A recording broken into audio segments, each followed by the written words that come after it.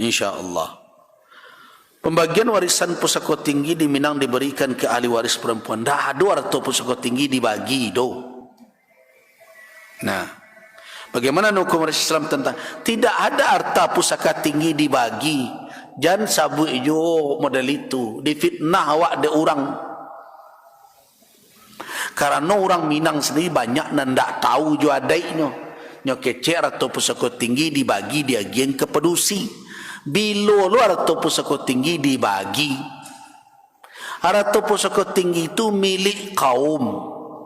Kaum awak, suku awak. Ambo misalnya, mau Melayu. Nah, harta pusaka tinggi itu milik orang Melayu. Kalau toh kadi untuk kan biasanya parui surang-surang, nenek surang-surang. Kalau kini dibuat oleh sianu, itu bukan dibagi ke untuk inyo. Suatu saat mamak bisa saja menarik mali kan kena lain, namanya ganggam bau untuk namanya. Jadi nak kecek awak nempunyo. Kalau awak nempunyo dia bisa awak menjual, tidak bisa. Jadi tidak ada harta pusaka tinggi itu dan dibagi serupa faraid. Harta pusaka tinggi itu punya siapa? Punya kaum. Atau mana kau pedusi memaci laki-laki pi merantau dahulu. Tu kan banyak membawa sawah tu kan rantau. Dan tinggal di kampungan dan pedusi. Nah, tapi dia kau punya tidak. Pedusi dan berkuasa indah mamak dan matur. Mamak pedusi laki-laki. Ya sudah. Jadi tidak ada sebenarnya di Minang tu matriarkat. Kan orang kan tadi mengecekkan berkuasa perempuan di mana. Cuma kadang-kadang adik kau ada yang keliru dihamalkan ada. Kalau dulu mamak ketika masih menjalankan tugas dan fungsinya, tibonya ke rumah gadang. Rumah gadang itu kan isi banyak keluarga ya. Nah, makanya dulu orang anggan kawin sesuku. Maka itu orang sesuku itu dulu senineknya besoknya serumah gadang. Leka mungkin anak rumah nan di ujung, babi ini juga anak na rumah di pangka, kama pulangnya.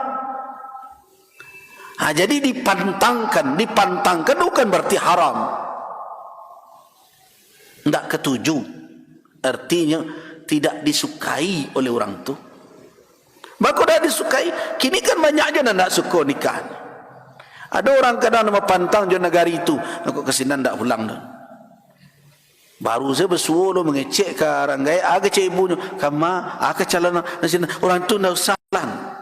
Alasannya tidak jalan, mungkin pengalaman dulunya tidak jadi orang sini anak merasa ini. Nah, jadi ada saja orang berpantang modal itu. Dan kenapa dahulu dipantangkan orang? Kalau itu kok bercakapnya bako, rumah tangga kan bisa saya bubarnya kok. Mu orang serumah gadang bersiarak jadinya. Jadi lemahlah hubungan sosial. Atau makanya tak dipilih ada orang Minang dulu kawin sesuku tu cari yang lain balik-balik dapur aja. Bagaimana itu? Ya itunya kan dapurnya surang-surang di kamar tu. Kadang dapur bersama. Jadi itu makanya tidak dianjur, tidak disukai oleh orang Minang. Bapantang. Pantangan itu bukan berarti suatu yang haram. Nah, cuma kadang sebagian orang membawakan haram nikah sesuku, tidak bapantang. Orang Minang berpantang untuk itu. Kenapa? Karena mereka serumah gadang. Susah hubungan nanti. Batangka cie, berserak sadun. Nah itu nanti hindarinya. Nah kemudian apakah nanti orang Minang itu berarti melanggar agama? Tidak ada yang melanggar syarak. Dalam kewarisan tidak ada yang melanggar syarak. Perusi kau nama punya indak, nama punya kaum. Cuma perusi memacinya. Kenapa? Karena mereka dan di kampung, mereka dan di rumah. Kalau tu dan di rumah laki-laki, nyo pulang ke rumah bininya, di rumah gadang orang, tidak mungkin sawah. Orang gaya nyongkik ke situ, tidak punya inyo doh. Nah itu sebenarnya masalahnya. Jadi orang Minang tidak berlaku bagi dia matrilineal dalam kenasaban. Jadi ini kecekkan garis keturunan ibu itu sebagai ukuran segala tidak ada. Nasab orang Minang tetap ke bapa. Kesukuan orang Minang sukunya ke ibu. Suku jangan difahami menyangkut nasab padanya. Jadi berbeda Minangkabau. Suku tu tak berkait jo nasab. Suku tu adalah lembago nan dijago berdasarkan kepada garis keibuan. Garis keibuan itu bukan terkait dengan nasab, tapi untuk koordinasi kesukuan. Nah, suku. Jadi orang Minang tak usah nyabut matrilineal, matriarkat lain. Bari Minangkabau. Minangkabau bernasab ke bapak, bersuku ke ibu. Selesai masalah. Apa dan suku? Suku itu adalah ikatan kekerabatan rahim yang dijago oleh orang Minang. Barang kau itu nan dipertahankan supaya nyo saling menjago dahulunya laki-laki meninggalkan kampung. Supaya nyo saling menjaga satu sama lain. Karena yang laki-laki tradisi di Minangkabau dulu merantau, karatau medang di ulu. Buah babungo balung kerantau bujang di ulu, dahulu di rumah paguno balun, kan begitu. Nah, mereka akan saling menjaga satu sama lain. Nah, ikatan apa? Ikatan rahim itu yang dipertahankan. Jadi itu tidak ada yang bertentangan dengan syarak. Warisan tidak dibagi menjadi milik kaum sadonyo. Siapa yang mengatur? Mamak nanti. Tu sawah nan di lurah, sianu tahun kini membuat. Nah, tahun lalu kan sianu, ianyo hidupnya kini lalapang. Kini itu tidak berjalan. Jadi pada prinsipnya benar. Sawah milik bersama dikelola oleh orang nan membutuhkan. Siapa mengawasi hari-hari? Mande soko. Mande soko tu dan sabut bundokan doang limpa pe rumah nang gadang tu. Di bundokan doang banyak tugasnya. Tak sekadar berbaju-baju bertikuluk, berkeluk tanduk, pakai baju bersibar. Bundokan doang itu pengkader calon pemimpin di kaum. Menjadi penasehat anak kemenakan cucu-cucunya di rumah gadang. Itu karajo bundokan doang tu. Nah, termasuk juga sebagai tampik menitip kunci dek mamak, karena tak mungkin dia bawa ke rumah bininya no. Nah, nan tua kalau nak memegang.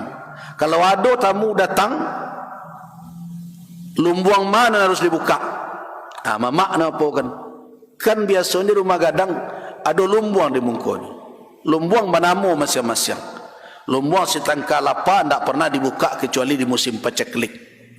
Padi nan diletakkan di sini itu sebagai antisipasi keadaan. Ada lumbuang si bayau-bayau, ada si tinjau lawi dan berbagai macam. Bila dibukanya, mamak nak marahkan. Untuk hari-harian, makanya mamak itu kalau duduknya, maduknya ke mak. Maduknya ke bilik. Untuk tak bilik sini calik dan di samping bilik kan pintu ke dapur.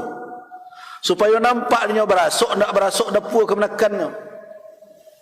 Tu kok maduknya ke bilik mamak itu. Nan awak nan kalau orang nan pulang ke rumah gadang tu nan menjadi laki ya, suami, di mana duduknya? Membelakang ke biliknya. Jadinya di pintu kamarnya duduk. Itu filosofinya tu mamak makanya maduk. Nan pertama wilayah nan di rumah gadang nan sapaki budak maimbau itu salajang kudo malari itu salitak kuncang melopek itu wilayahnya tak ada wilayah orang Semando dulu. Orang Semando wilayah dalam kamar bini. Ko mamak nak berkuasa di situ.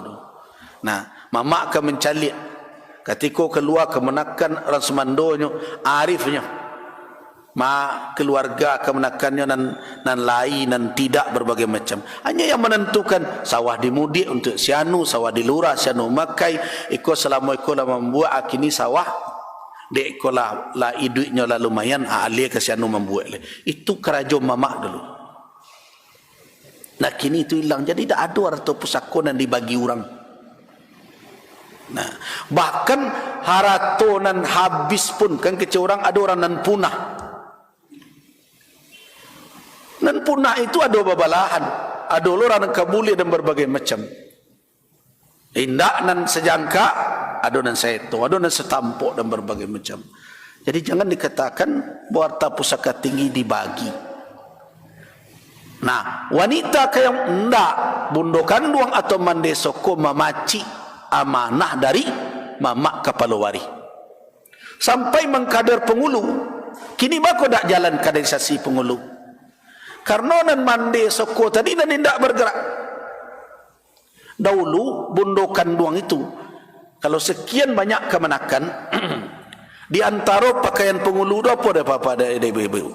Tungke.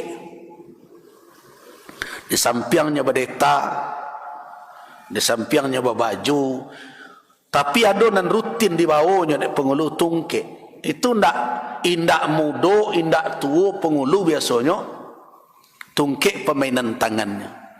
Nah, salah satu contoh tanda mengisyaratkan biasanya seorang pengulu kalau mengkader kemenakannya kok banyak gak 10-20 orang, sianan patut dijadikan sebagai pelanjutnya sebagai apa? Biasanya nyobawa pai parale, nyobawa pai ba acara. Nah, beko kalau ada paralunya tungkek di pacian. Dek kemenakan itu. Nah, itu mande soko bundo kanduan di sinan arifnya tu. Siana nacok di bawahnya, siana nacok memacik tungkeknya. Maka di situ kecek dalam aiko nang kadernya ko. Nah, ketikalah tampak lah babake serupa itu, mulailah bundo kanduan mendidik kader dan surang tu. Mulai dari dari caro dalam kehidupan. Piriangnya lah dipalainkan doh. Duduknya lah diperbedakan. Supaya nyo mulai berwibawa di tengah nan lain nan sebaya aja nyo. Akhirnya lah ya do bundo kanduan ngarajan serupa itu. Bundo kanduan ini kan abi dia foto-foto. Nah, kayak di kulit tanduk, kayak baju hitam lah. Tugas itu nanti kerajokan dia bundo kanduan di kaum. Jadi bukan pemiliknya, tapi sebagai titipan amanah. Nah, makanya mempuro aluang bunian. Nyo nama macikan itu.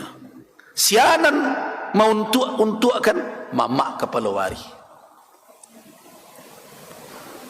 Itu nak menentukan. Biasanya mamak bertanya ke bundo kanduang ke mande soko bako itu, so inyo nama doi setiap hari gitu. Jadi jadi kecil jo atau pusako tinggi dibagi because sudah itu dijualnya. Bolo sudah itu. Di malu ada rato pusako tinggi dibagi. Tidak ada dibagi. Dia hanya diuntukkan, membuat sianu itu namanya ganggam bauntuk. Bukan dalam makna memiliki. Allahu a'lam. Kita cukupkan sampai di sini. Banyak maaf. Wafaqqanallahu wa iyyakum lima yuhibbu wa yarda. Wassalamualaikum warahmatullahi wabarakatuh.